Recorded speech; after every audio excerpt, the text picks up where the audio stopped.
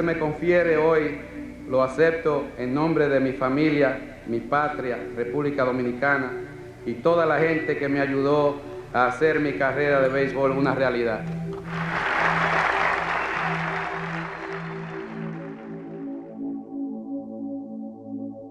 Don Juan, seguimos el Lidón, vamos a hablar un poquito más del Lidón.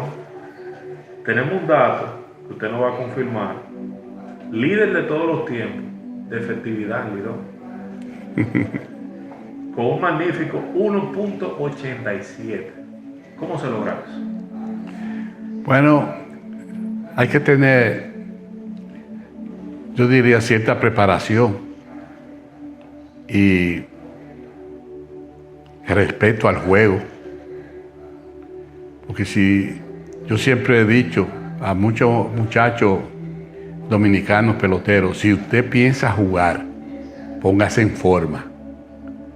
No vaya a hacer papelazo al terreno de juego si usted piensa jugar. Si usted no se prepara, no importa que usted sea el nombre que tenga, que sea lo mejor del mundo. Si usted no tiene la preparación, usted no puede hacer un buen trabajo en el terreno. Y yo siempre respeté mi profesión y me dediqué en lleno. Después de haber llegado a Grandes Ligas, ya yo era un miembro de Grandes Ligas, pero yo no quería ser un cualquiera, de esos que tuve que suben y al otro día lo bajan. Yo quería mantenerme allí, porque en esa época era tan difícil llegar como tan difícil mantenerte. Y si tú no te disciplinas y tratas de estar en las mejores condiciones posibles para tú hacer tu trabajo, tú no puedes tener un buen rendimiento.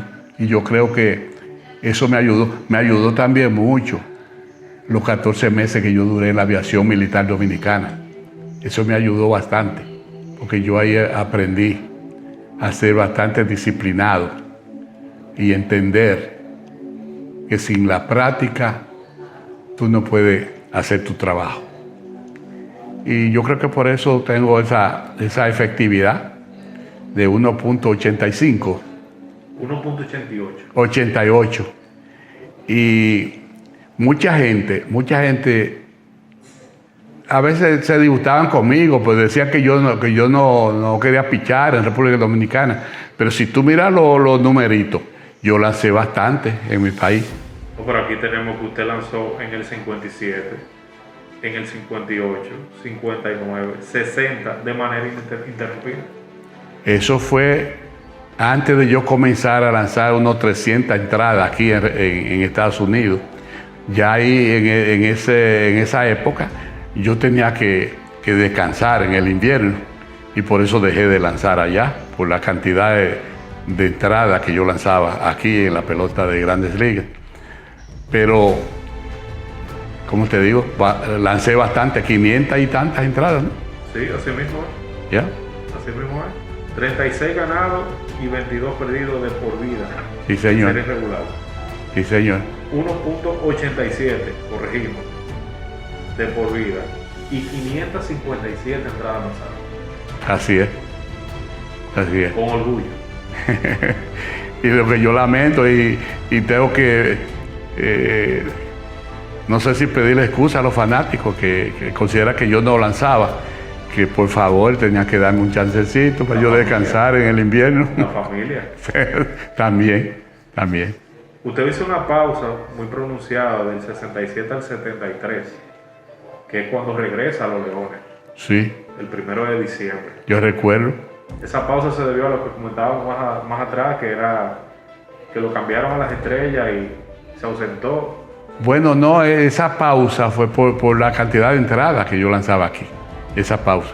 Pero recuerdo que en el 73, el presidente del Escogido era un señor que, como te dije de la persona que me firmó, don Horacio Martínez, así te puedo hablar de este señor. Emil Caseata, un pediatra. Ese hombre era loco con los peloteros. Cuando nosotros llegábamos a República Dominicana teníamos todo que pasar por el consultorio de él, hacernos chequeos. Todo tipo de chequeos para ver si estábamos en salud, si estábamos bien. Y ese señor, en ese año 73, era el presidente del equipo. Ese señor fue padrino de mi boda y padrino de mi tercera hija. Doble padrino. Doble padrino. Yo estaba descansando en República Dominicana y me pidió que por favor le lanzara unos cuantos juegos con el Escogido, porque estaban teniendo problemas financieros para pagarle a los peloteros extranjeros. Y yo le dije, compadre, deme 15 días, que yo en 15 días me voy a poner en forma. Pero quiero pedirle algo. Me dice, dígame, compadre. Digo, que yo nada más voy a lanzar aquí en la capital contra el Licey. Y firmamos un contrato. ¿Y tú sabes cuál era el sueldo de ese contrato? $1. Y lo tengo allá en un cuadrito. Un contrato de $1. $1. Eso le cobré yo al Escogido en el 73. Y fue una temporada buena, porque aquí tenemos que en esa temporada usted registró récord de 5-5 con 2.2 y fueron a la serie final. Y cuando terminó la temporada, que yo me marchaba para Arizona, antes de marcharme, mi compadre fue con unos certificados como pago por el tiempo que yo permanecí en el Escogido.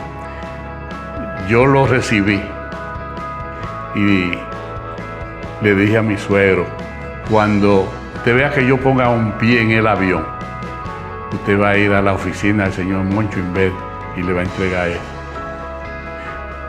Y así lo hicimos. Y sí, el Escogido salió de sus problemas financieros, porque cada vez que yo pichaba en la capital era un lleno completo. Lleno total. Un lleno. Sí, señor. Usted sabe que hay un dato que poco menciona, y es que en serie regular, de por vida en Lidón, usted impulsó 14 carreras.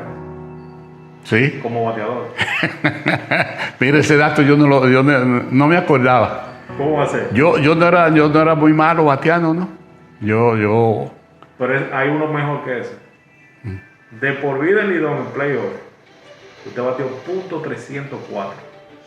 Sí. Se arregló un azote con el brazo y un azote con el bate. Y tú sabes un dato que mucha gente no sabe. En Grandes Ligas, un año, yo fui el mejor bateador con corredores en posición de anotar. Yo bateé de 22-11 con corredores en segunda o tercera. Un año, eso fue, quién sabe, es una chepa, pero yo no era como decían, un ao vestido de pelotero. Pocos manejan esa información, porque en Lidón, bueno, en la Liga Americana, la regla del bateador designado fue en el 73. Y Lidón se aplicó un poco después, ya después del retiro suyo. Sí. Ya bateábamos los lanzadores en esa época. Yeah. ¿Cómo eran esos juegos? Licey Escogido y esa serie final. Eso era una guerra. Una guerra dentro del terreno, porque después que pasaba el juego todito éramos amigos, hermanos, y compartíamos juntos, y una camaradería bien bonita. Y muchos jugadores que, por ejemplo, Jesús era de nosotros, del Escogido, y terminó su carrera con el Licey. Federico Velázquez fue mi primer queche. Eso fue una de las cosas que yo le pedía a mi compadre Milka Seacta, que si yo lanzaba para el Escogido, mi queche tenía que ser Federico Velázquez. Y así fue. Pues Federico siempre fue muy agradecido de que yo lo prefería a él detrás del plato, y hicimos buen trabajo. Era una combinación muy buena. ¿Su rival más difícil en Lidón? Allá había mucho pelotero. ¿Bateador o equipo? La que usted quiere. Bueno, siempre esa rivalidad de Escogido y Licey, eso fue, yo diría, para siempre. Y fue tan grande esa rivalidad que en un juego, una vez a un jugador americano se tiró al terreno de juego Petán Trujillo y le dio una galleta a un americano. Y eso fue una cosa bastante fea y delicada. Y ese año nosotros íbamos a ser campeones, pero después que sucedió eso, nuestros jugadores tuvieron que apiarlos 2 veces del avión, pues se iban toditos. Y los convencieron a quedarse y jugábamos, pero tú sabes, sabíamos que íbamos a perder porque ellos lo que querían era irse después que sucedió eso. Don Juan, el número 27 en Estados Unidos y en República Dominicana. ¿Qué hay detrás de ese número y por qué lo eligieron?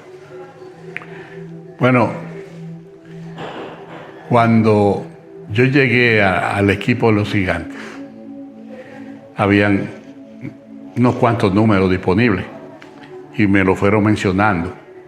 Y cuando llegaron al 27, yo vi aquello como un regalo, porque el 27 es el día de que se independizó nuestro país, día de la independencia. Y tener ese número para mí fue un alto honor. Y se convirtió en un número dichoso. Que eso, tú sabes que a veces los jugadores tenemos cierta cábala. Claro. Y yo siempre he dicho que ese es el número más dichoso del 1 al 100, el 27. Dele a los fanáticos de Lidón 2 cábalas de Juan Marichal. 2 cábalas. Claro. Bueno, yo no me afeitaba cuando iba a pichar. Esa es una. Yo no me afeitaba. Yo quería lucir malo, agresivo. Quería que los contrarios me vieran como algo que yo tenía que tener mucho cuidado. Y me preguntaban, pero ¿por qué? No, yo me afeito después que lanzo. Después del juego yo voy y me afeito. Pero en los 4 días eso del día que yo lanzo al día que me toca lanzar de nuevo, sin afeitar. Otra cosa, muy cuidadoso cortándome las uñas. Eso le iba a preguntar. Muy cuidadoso, porque eso también influye mucho en que las ampollas. Yo nunca tuve problemas con ampollas, porque me cuidaba bastante mi dedo y mis cosas. Hay muchas cosas en el juego. Hay otros peloteros que son más cabalosos. Yo recuerdo que Tito Fuentes se hacía una cruz con una tiza en la cabeza. Y si se ponía un sweatshirt, un t-shirt, y daba 2 o 3 hits, ese lo usaba él hasta que se le acababa. Así, hay mucha cábala en los atletas. Si llevamos al Juan Marichal de hoy a un enfrentamiento de béisbol y le damos 2 escenarios, ¿cuál usted elige? ¿Versus los Dodgers o versus los Tigres del Licey? Oye, me la pusiste en China ahí, porque me encantaba lanzarle a los dos. Me encantaba ese encuentro. ¿Y azules los dos? Me encantaba. Yo recuerdo contra los Dodgers. Yo lancé 3 juegos contra Sandy Koufax, que en esa época era lo máximo. Y de los 3 yo le gané 2 y él me ganó 1 con un no-hitter. Y como te digo, me encantaba lanzarle al Licey. Yo lancé un partido contra el Licey de 14 entradas y me lo ganó Milciades de Olivo 1-0. ¿Ya? El 27 retirado con San Francisco. Sí. Y retirado con los Leones del Escogido. Correcto. ¿Algún mensaje para esas dos organizaciones? Bueno, te digo la verdad, a las dos las llevo muy profundo en mi corazón. Para mí hablarse del Escogido y Gigantes, lo máximo. Y te puedo decir que el trato que me dan a mí en San Francisco es especial. Yo lamenté muchísimo cuando tuvimos que mudarnos de San Francisco, porque en el 89, la serie aquella de Oakland y Gigantes, y al año siguiente, entonces se da la serie Oakland-Cincinnati. Y ahí estaba pichando José Rijo, esposo de mi hija mayor. Fenómeno. Fue el más valioso de esa serie, la serie mundial del 90. Y a mí me contrataron para comentar los juegos de la serie con Juan Benet. Y recuerdo ese último juego. Juan Benet me dice: Juan, yo quiero que en el 7º inning el juego siga así, que yo creo que va a terminar así, tú te vayas al terreno de juego para que sea el primero que entreviste a José Rijo. Y digo, está bien, yo lo hago. Y para esa época yo trabajaba para Oakland. Yo era director de scout para Latinoamérica, para la organización de los Atléticos de Oakland. Y cuando yo voy bajando la escalinata, me encuentro con mi jefe, Sandy Anderson. Y cuando él me ve, que yo lo veo, yo me sorprendí, tú sabes, porque imagínate, trabajando para ellos y voy a felicitar el pitcher ganador. Y él me mira y dice: vete a compartir con tu familia. Y eso para mí fue un gesto muy lindo de un hombre que acaba de perder, presidente del equipo, y me da ese espaldarazo. Y yo bajé, de una fui al terreno y allá estábamos Rijo y yo, los dos llorando, llorando de la alegría y el triunfo al que yo fue. Entonces, por cierto que después de esa serie, vendimos algunas propiedades allá en San Francisco, compramos aquí y aquí estamos desde el 91, aquí en esta casa. La Florida. Sí, señor. Usted mencionaba su etapa como scout, siguiendo los parámetros de hombre de béisbol. Con Oakland, nada más y nada menos, tenemos nombres como Miguel Tejada, Tony Batista, Luis Vizcaíno, Félix José, Dionis César, José Ortiz, Mario Encarnación, y hay uno que nada más dio 800 hits, digo 900 hits, Luis Polonia. La hormiga atómica. Oye, de un pelotero que usted no puede comer. bueno, yo te puedo hacer una anécdota bastante jocosa. Y el sobrino mío, que era el director de práctica de los muchachos, el coach, vivía en Navarrete. Entonces él conocía a Luis Polonia, que vivía en Santiago, y un día me lo lleva al Centro Olímpico. Y lo primero que hace es que lo pone a correr 60 yardas, 6-1. Digo, no, ese aparato está mal. Ponlo de nuevo, que corra de nuevo. Vuelve el muchacho otra vez, 6-1. Digo, pero este muchacho vuela. En esos días se estaba celebrando, o se iban a celebrar unos Juegos Nacionales en San Pedro de Macorís. Y yo le digo a mi sobrino, envíalo para allá a ver lo que hace. Y fue campeón en todo lo que tiene que ver con bateo. Él fue el campeón en todo. Me lo lleva otra vez al Centro Olímpico. Y yo lo veía. Y un día le dije a mi sobrino, sin él estar presente, le digo, mira, si lo firmamos, nos van a votar a los tres.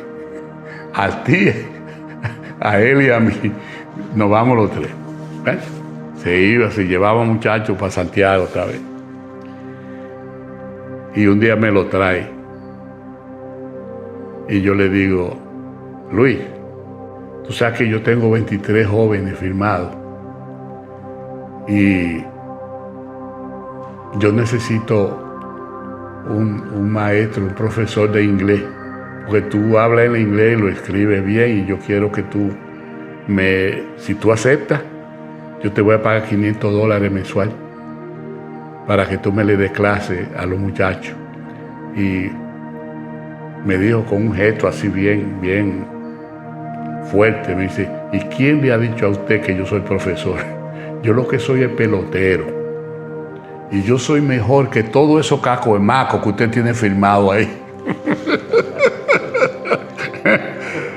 Oye, cuando él me dijo así, yo miré a mi sobrino y le digo, búscate un contrato, fírmalo. Mire, qué peloterazo.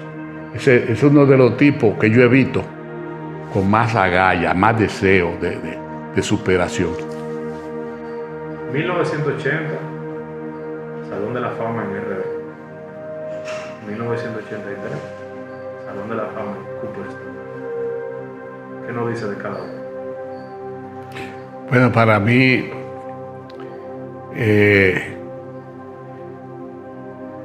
lo de República Dominicana, yo lo veía venir, porque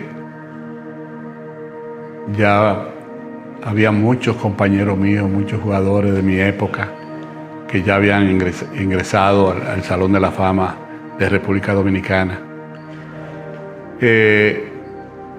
No te puedo decir lo mismo de Cooperstown, porque ya se me había negado la posibilidad de entrar por 2 años. Pero cuando recibí la noticia,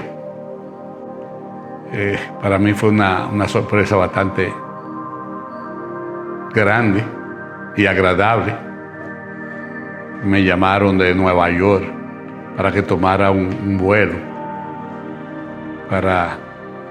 sin decirle a nadie que me habían ingresado. Entonces yo volé allá y fui electo junto con Brooks Robinson, Walter Austin y George Kell, así que fuimos 4 ese año. Y una alegría enorme, no solamente para mí y mi familia, sino para República Dominicana. Y